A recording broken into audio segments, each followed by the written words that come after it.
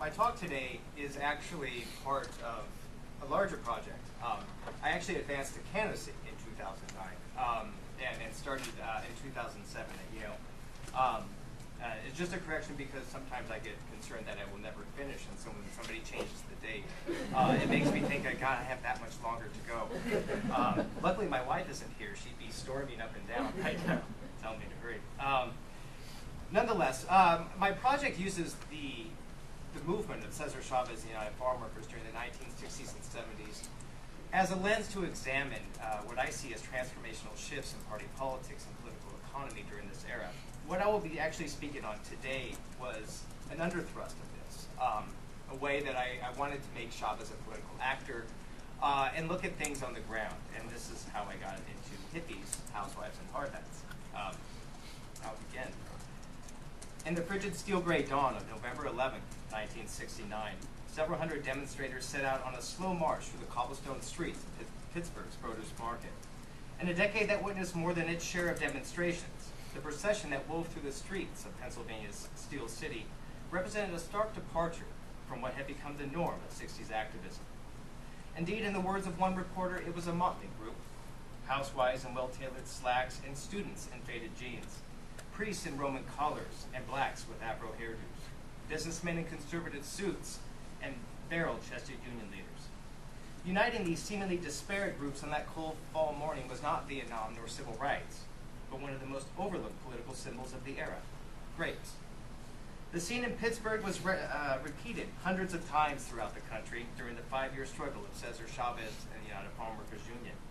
Starting in the small farming town of Delano, California in September of 1965, Chavez's grape strike and boycott galvanized a movement that came to transcend the boundaries of the Golden State, uniting housewives, activists, religious organizations, and unions throughout America under the banner of La Causa, the cause. By 1970, the UFW's successful fight against the grape growers of California agribusiness culminated in the first significant union victory for farm workers, distinguishing La Causa as the most successful agricultural movement in U.S. history. Today I will discuss the unique coalition that drove this movement, a coalition best denoted by the archetypical groupings of hippies, housewives, and hard hats. Indeed, the coalition of La Causa stood as the most diverse coalition on the landscape of 60s politics, and so too was it perhaps the most fragile. Outside of grapes, the alliances of New Left activists, organized labor, white middle and upper class women, and religious organizations remained divided on numerous issues of the era, particularly race and Vietnam. Yet amid such fault lines, this coalition united in support of Mexican and Filipino American farm workers and stood side by side on picket lines, in boycott demonstrations, and in marches. Divided into two parts, today I wanted to first trace the activism of these diverse groups on behalf of the UFW, and then examine the strategy Chavez and UFW leadership employed to expand and maintain this coalition. Ultimately, this discussion here joins those of this panel in arguing for a closer look at coalition building during the 60s era, political ventures that obviously complicate the overarching narratives of racial, generational, and cultural divides. As I will focus more on the housewives of this coalition today, keeping in the theme of women activism, it will be argued that the farm workers movement represented an important middle ground in the divisive landscape of Nixon land, reminding us that the center of America's political spectrum was much more fluid during this era than usually discussed, moving both left and right. Now, labor and the New Left represented the earliest factions of support for the farm workers, backing the movement essentially from the first calls of huelga, or strike, that arose from the fields of California in September of 1965. They provided the funding, the political networks, and manpower that proved invaluable during the early years of this movement. Now, to be sure, the relationship between these two groups was tense, but as consistently seen within the coalition during the movement, the politics of grapes blurred these fault lines of division. Calls of support emanated from the Chicago Defender and New Left runs like the movement, to labor periodicals such as the AFL-CIO News. Walter Reuther's announcement of Federation support in December of 1965 would be echoed by the likes of Allen Ginsberg, the NAACP, the Mexican-American GI Bill, Stokely Carmichael, and adherents of Black Power, who often donned UFW demonstrations with signs such as "Black Power says huelga, baby." The coalition of labor and the New Left even allowed the strike to take on a more traditional American hue, as students and union men initiated a Boston Grape Party in 1966, replicating the infamous 18th century protest by dumping cases of California grapes into Boston Harbor.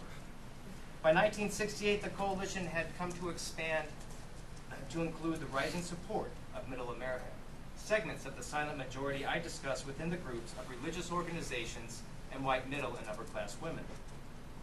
As seen with the New Left and Labor, religious organizations continued this hue of diversity that so characterized the La Causa Coalition. Although usually discussed as uniquely Catholic, usually referencing the Catholicism of both farm workers and growers in California, religious backing actually came from a very broad swath of Jewish, Protestant, and Catholic organizations throughout the country.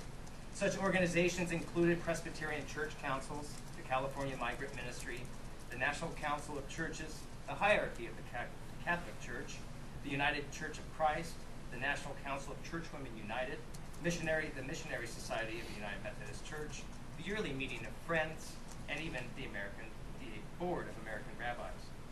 Yet as important as labor, the New Left, and religious organizations were in the movement, women really became the #1 target for the UFW by January of 1968, as Cesar Chavez sought to further expand this coalition and take on the entire grape industry by announcing a nationwide boycott.